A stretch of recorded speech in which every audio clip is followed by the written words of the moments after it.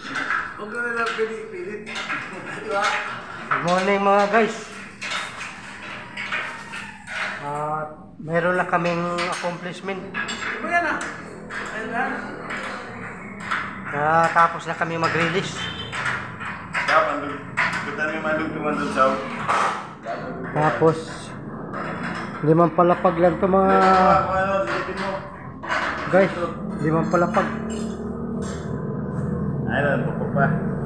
Stop na.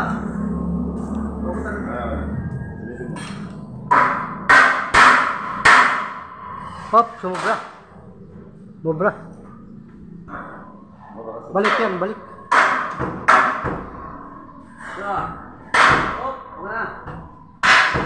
Nag-a-align kami na release. Kasi mayroon kasi nag-i-install na ang takbo ng elevator nila para ahas.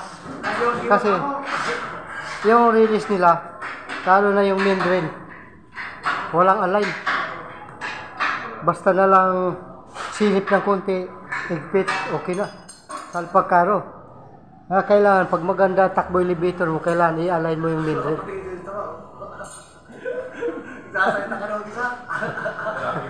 Kailangan ma-align yung main drain mga guys.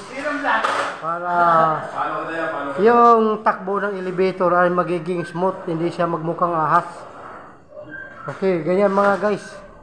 Sa mga nagsisimula na mag-elevator, kailangan natin i-align yung main drain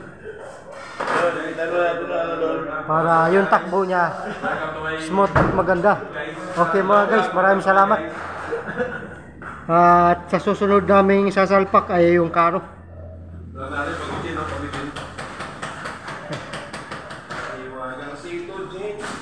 Tapos na kami sa release lahat. Magsasalpak na kami ng karo. Dito na kami sa tuktok.